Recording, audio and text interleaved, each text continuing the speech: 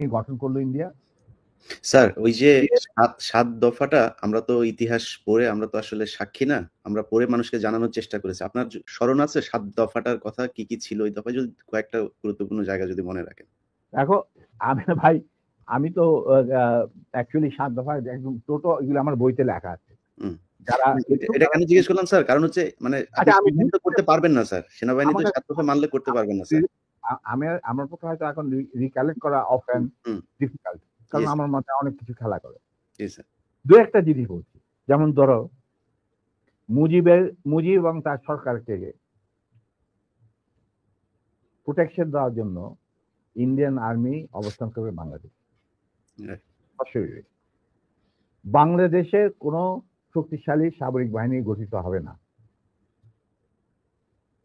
বাংলাদেশের কোনো স্বাধীন বৈদেশিক থাকবে না। বৈদেশিক নীতি থাকবে না। হুম, বাংলাদেশের শাসন ব্যবস্থা, আমলাতন্ত্র, শিক্ষা ব্যবস্থা, স্বাস্থ্য ব্যবস্থা, শিল্প ব্যবস্থা, কৃষি ব্যবস্থা সবকিছুই চলবে ভারতীয় বিশেষজ্ঞদের ইচ্ছা মতো।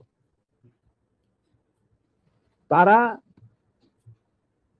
মুজিব বিরোধী কোনো মানুষকে বাঁচিয়ে রাখা হবে না। তার জন্য যত লোক মারা দরকার মারা হবে, যত লোককে লুলা ল্যাংড়া করা হবে, চক্ষু তুলে নেওয়া হবে, মেয়েদের ইজ্জত লুণ্ঠন করা হবে, কোনো সমস্যা নেই। এইভাবে প্রতিপক্ষের উপর ঝাঁপিয়ে পড়ায় 40,000-এরও বেশি লোক মারা গেছে, সেটা সবাই জানে, প্রত্যক্ষ থেকে আসছে।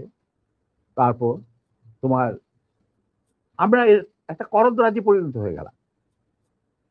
কিন্তু সমস্যা দেখা দিল যে বাংলাদেশের মাটিতে যদি যে ইন্ডিয়ান সোলজাররা অবস্থান নেয়, তাহলে বিদেশ থেকে কোনো রকম কোনো দেশেই বাংলাদেশকে স্বীকৃতি দিতে রাজি না। কারণ পাকিস্তান ইতিমধ্যে সিকিউরিটি কাউন্সিল থেকে একটা আইন পাস করে নিল যে বাংলাদেশে কে নিয়ন্ত্রণ করতে ভারত তাদের সেনাবাহিনীর মাধ্যমে, মুজিব সরকারের মাধ্যমে।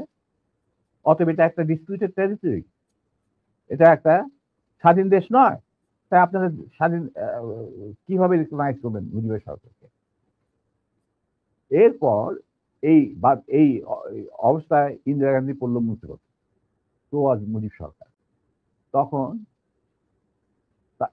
ইন্ডিয়ান সরকার ডিসাইড করলো যে ঠিক আছে, আমাদের সোলজার আমরা ফেরত নিয়ে আসবো, তার পরিবর্তে আমরা জাতীয় রক্ষী বাহিনী বানিয়ে, তাই করা হলো। তো যে কাজটা ইন্ডিয়ান আর্মি করছিল সেটা পরে জাতীয় রক্ষী বাহিনী করলো। আর কি ধরনের অত্যাচার, অবিচার, কি ধরনের মানে হত্যাযজ্ঞ, গুম খুন এবং অনাচার অবিচার মুজিব সরকার করছিল, সেটা খতিয়ান তো তুমি আমাকে ভালো জানবে। অনেকে এই বিষয়ে লিখেছেন, সাহসী যারা তারা লিখেছেন, আমিও কিছুটা লিখেছি। সেখানেই শেষ হলো না। তারপর দেখা গেল যে সেই সুতিগার থেকে মুজিব কায়েম করলেন একদলীয় এক ন্যায়তত্ত্ব, স্বৈরাচার শাসন, বাকশাল, এবং নিজেকে তিনি আজীবন রাষ্ট্রপতি হিসেবে ঘোষণা দেবেন সিদ্ধান্ত না হলো। এই বাকশালের মেম্বার সবাই। সেই বাকশাল করার পর মুজিবের শক্তি বেড়ে গেল, তার নিষ্ঠুরতা এমন অসহনীয় পর্যায়ে চলে গেল, ইলিয়াস, লুটপাট, মার ধর, চোরাচালান, নকল টাকা ছাপানো ভারত থেকে, এই সমস্ত মানে একটা আমাদের মনে অস্তিত্বই এমন অবস্থায় গিয়ে থাকলো যে মানুষ একদিন মুজিবের জন্য দোয়া করেছিল যে আল্লাহ, আমাদের এই মুজিব আমাদের চোখের মনি, আমাদের বাঁচাবে, দেশকে স্বাধীন করবে, বাঙালিদের ন্যায্য অধিকার আদায় করবে।